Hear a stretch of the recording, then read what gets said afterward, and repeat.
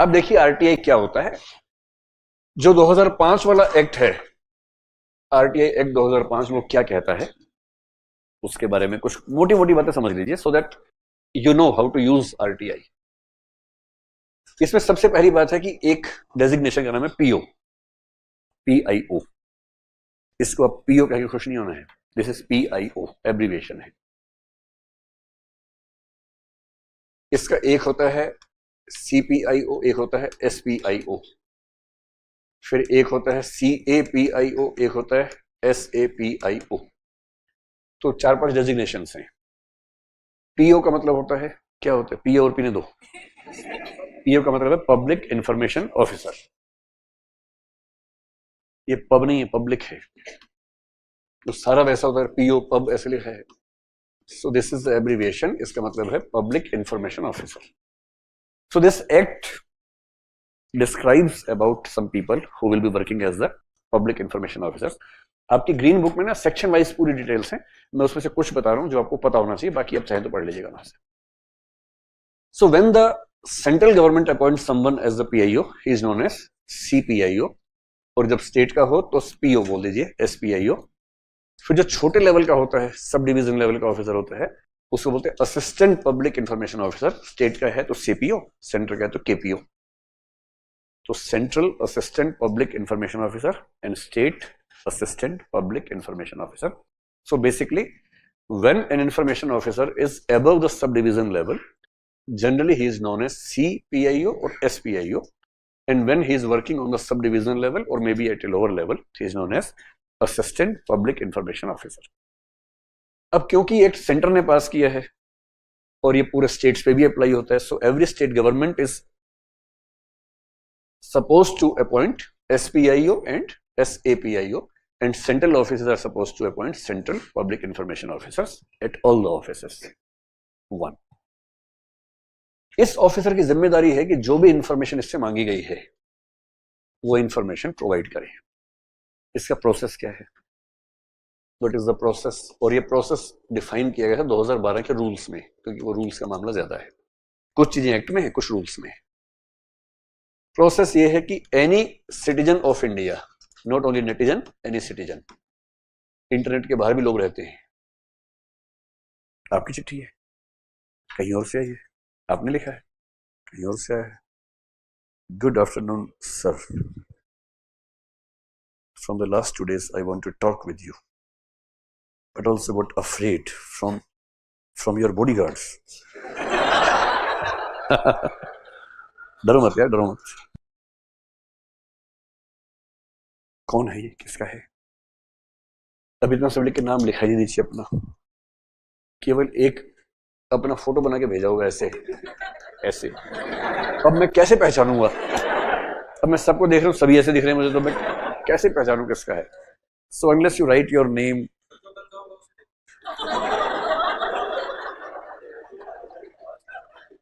ये कह रहे हैं जो गंजा हो उसको देख लीजिए, इससे पता लगेगा. चलिए, एनीवे, चिट्ठी विट्ठी मत भेजो भाई, थोड़ा सा पढ़ लो आराम से. So what is the process? So any citizen of country is authorised to write a letter to the CPIO और the state public information officer. तो जब भी आप लिखें बस ये चेक कर लें कि वो आदमी सेंट्रल गवर्नमेंट में है या स्टेट गवर्नमेंट में है. कौन है इससे मतलब नहीं, किसी भी ऑफिस में लिखना तो लिख के भेजिए सीपीआईओ या एसपीआईओ, और अगर डाउट हो कि सेंटर का स्टेट का, भाड़ में जाए, सीधे लिखो पीआईओ, बात खत्म. टू द पीआईओ, बस इतना लिखना है. You can also mail if you have the mail address of that PIO. और इसमें करना क्या है, 10 रुपए की फीस पे करनी है if you do not belong to economically weaker section, and if you belong to BPL, that is below poverty line, तो आपको 10 रुपए भी खर्च नहीं करने हैं. But then you have to prove that you are BPL, तो उसको प्रूव करने में खर्चा ज्यादा ही हो जाता है आमतौर पर. So better to invest 10 rupees for the information. ठीक. एक अच्छा लेटर वो होता है जिसमें स्पेसिफिकली पूछते हैं. कई लोग पीआईओ के नाम पे प्रेम पत्र लेके भेज देते हैं. आपको पता है 7 दिन पहले मैं पंचायत अधिकारी से मिलने गया था, तो उसने मुझे गुस्से में डांट लगा दी. उसके बाद मुझे बहुत गुस्सा आया, मेरा मन हुआ कि मैं नस काट लूं. मेरे पेरेंट्स से समझाया नस मत काटो, तो मैं नस नहीं काटी. लेकिन मैं चाकू तो खरीद चुका था, तो मैं चाकू वापस करने गया, चाकू वापस नहीं हुआ. तो मैंने अधिकारी से कहा चाकू के पैसे दो, उसने पैसे देने से मना कर दिया. तो आप मुझे बताओ कि पैसे मिलने चाहिए कि नहीं मिलने चाहिए? This is the information this person wants to seek from the officer. तो ऐसे इमोशनल लेटर नहीं लिखना है, you have to write a formal letter. I being the citizen of India under the provisions of the Right to Information Act 2005 seek the following information. Number 1 one में एक sentence, उसके बाद A B C, one के 2-3 parts हैं। Number 2 sentence, उसके बाद ए B 3 एक sentence. Please provide me the information on the address given below within 30 days as prescribe by the act और within 48 hours as prescribe by the act. ऐसा formal letter लिख के भेजना है, जमीन खिसक जाती है ऑफिसर के नीचे से जैसे ऐसे लेटर मिलता है। अभी आप खिसकाइए, 3 साल बाद आपकी खिसकेगी जब आप बन जाएंगे अधिकारी, फिर आपके पास चिट्ठी आएंगे ना इस तरह की, अभी तो मजा आएगा। So any citizen can apply for an information. अब उसके बाद क्या होगा? The PIO is responsible of answering the question and this applies to the government officers. ये नहीं कि आप प्राइवेट वालों के पीछे पड़ जाए। To the PIO, समोसे की दुकान, I had come to eat samosa in your shop and please provide me the information within 48 hours. तो वहां नहीं चलेगा, सरकार से चलता है, सरकार की तरफ से राइट है। तो PIO को क्या करना है? He has to answer your query within 30 days or 48 hours if the information is related to someone's life or liberty. अगर मामला लाइफ का है या लिबर्टी का है तो 48 hours के अंदर रिस्पॉन्ड करना है। But if the issue is not about the life और liberty of anyone then he has 30 days to respond to the query. भैया एक काम करना है, एक चॉकलेट मंगवा देना, सबसे छोटी वाली, एक नन्हे मुन्ने बच्चे को देना है जितना। क्या बात है, क्या बात है। विरोध हो गया भाई, डिस्क्रिमिनेशन की आवाज आ रही है। जनता ही तुम्हारे साथ नहीं है, इसलिए कहा गया है कि नेता वो नहीं होते जनता के आगे खड़े होते हैं। मतलब नेता वो नहीं है जो भीड़ के आगे खड़ा है, नेता वो है जिसके पीछे भीड़ खड़ी है। नहीं समझ में आया? चल छोड़ो छोड़ो छोड़ो। I tried my best.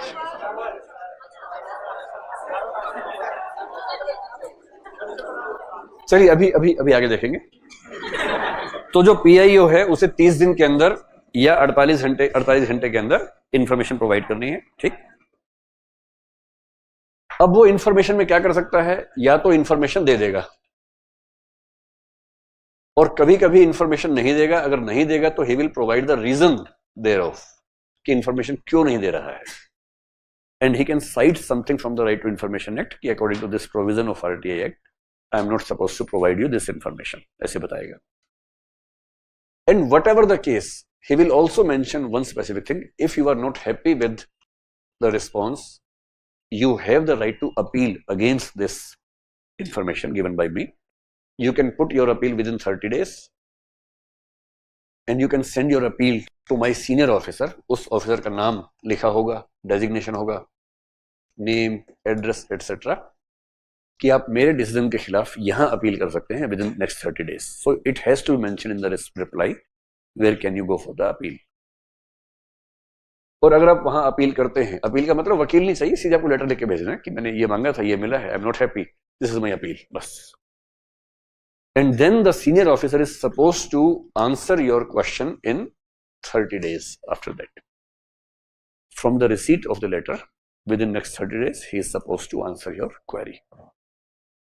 तो पहला लेटर 30 दिन, लेटर आ गया, 30 दिन में अपील करनी है, लेटर पहुंच गया, 30 दिन में जवाब आ जाएगा। अगर यहां भी बात ना बने then you have the option of one more appeal which is known as the final appeal. Final appeal you can send to the CIC or the SIC. What is CIC? Central Information Commission या State Information Commission. The person working there is commissioner and in totality that is a commission. अब CIC और SIC को जब आप appeal करेंगे you have 90 days to send your appeal application. It can be even more than 90 days if the commission is of the view that this should be accepted. But otherwise 90 days is the prescribed limit. And they are supposed to answer your query within 30 days from the receipt of your application. So this is how you can seek information from the government. And when you seek information, information से बड़ा कोई weapon होता नहीं है, खतरनाक weapon होता है.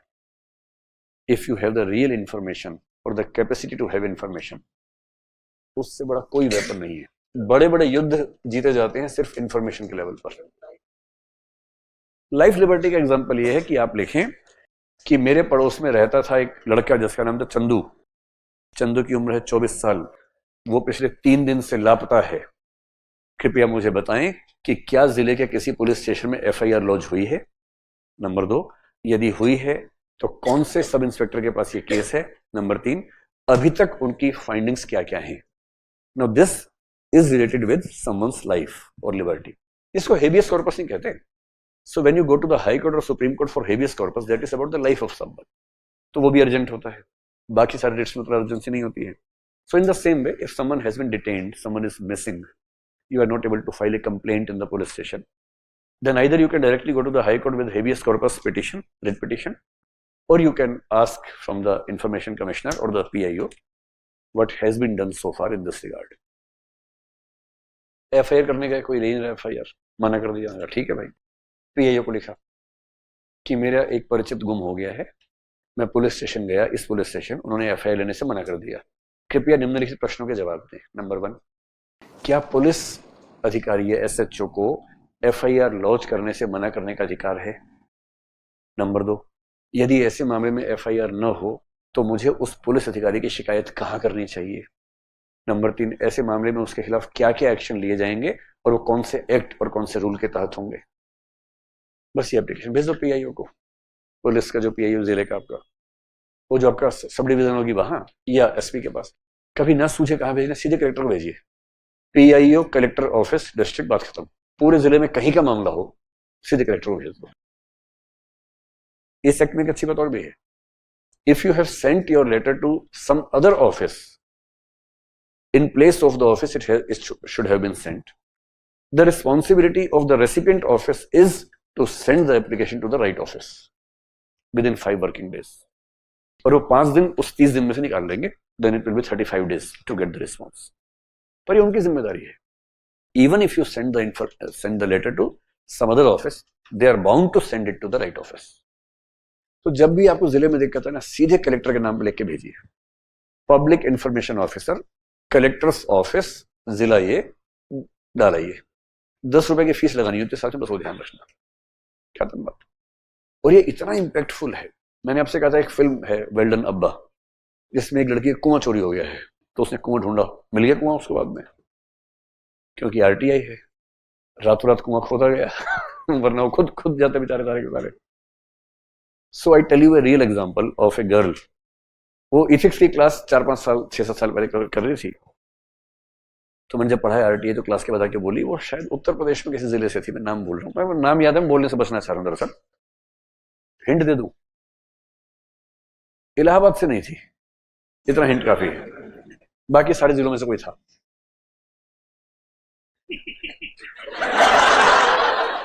अब ये कह रहे इलाहाबाद से योगी है. नहीं भैया, वहां से नहीं थी. मैंने खैर जो भी, उससे क्या फर्क पड़ता जिला कौन सा था. फोकस करो काम की बात पे. कोई जिला था. तो she was a Jain girl. उसने कहा सर मैं ना एक बात से बहुत परेशान हूं. हम लोग जहां रहते हैं एक छोटा सा मोहल्ला है, कॉलोनी है, जैन लोगों की कॉलोनी है. तो जब हम वहां से मेन रोड पे आते हैं, एक छोटा सा रास्ता है, और उस रास्ते पे बहुत सारी मीट की शॉप्स खुल गई हैं. अच्छा, मीट की शॉप आप देखेंगे वो बकरा टंगा हुआ है, मुर्गा टंगा हुआ है. हर कोई नहीं देख पाता उसको. जिसको हैबिट नहीं है वो नहीं देख पाता उस चीज को.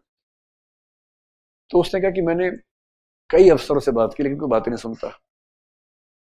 तो क्या मैं RTI यूज कर सकती हूँ. मैंने कहा एकदम करना ही चाहिए RTI यूज. तो बोली कहा. मैंने कहीं नहीं, कलेक्टर को सीधे छोटा मोटा क्यों लिखना है. तो उसने लेटर ड्राफ्ट किया और बढ़िया से लिखा. मुझसे डिस्कस भी किया क्या क्या लिखना है. तो PIO कलेक्टर्स ऑफिस XYZ जिला उत्तर प्रदेश, और मैं भारत की नागरिक हूं. सूचना के अधिकार अधिनियम के तहत ये सूचना जानना चाहती हूं. नंबर 1, इस मोहल्ले और इस मेन रोड के बीच में जो सड़क है, इस पर मीट की कुछ दुकानें खुली हुई हैं.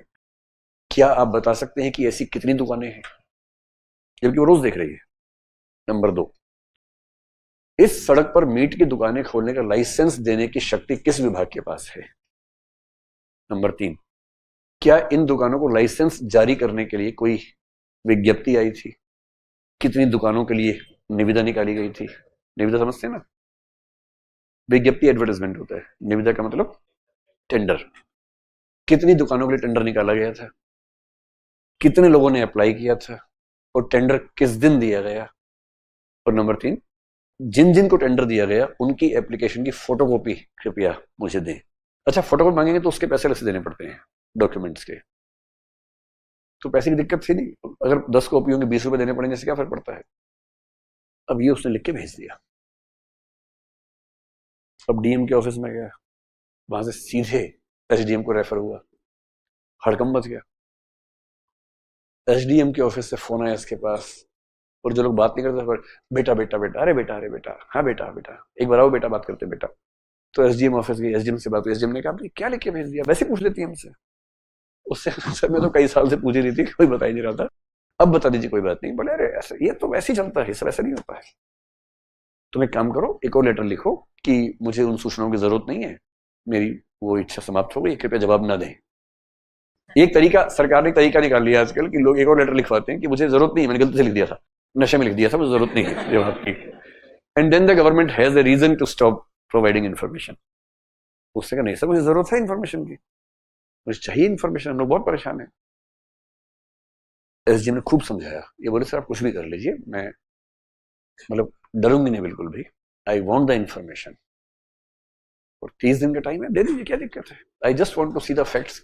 अगर परमिशन वहां है तो मैं कुछ कर नहीं सकती, तो हम कुछ और रास्ता निकालेंगे अपने लिए। अगर परमिशन नहीं है तो हम फिर केस करेंगे, आई नीड द इन्फॉर्मेशन। और 25 में से 30वें दिन के बीच में सारी दुकानें हट गई वहां से, एक भी दुकान नहीं थी। और 30वें दिन जवाब आया, we have inspected the area, there is no shops there, most likely you have been misinformed by someone.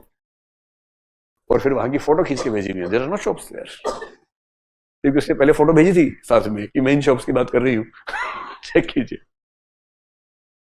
This is how RTI can be used effectively. तो आपके इलाके में कुछ भी गड़बड़ चल रही हो ना, सबसे बड़ा हथियार आरटीआई है। ये जरूर है कि सोशल प्रेशर थोड़ा ज्यादा आ जाता है, कुछ लोग आरटीआई के खिलाड़ी बन गए हैं, क्योंकि देश क्या है, खिलाड़ी प्रधान देश है, तो आरटीआई के ही खिलाड़ी कुछ लोग बन गए हैं। वो मतलब ब्लैकमेलिंग के लिए यूज करते हैं इसका।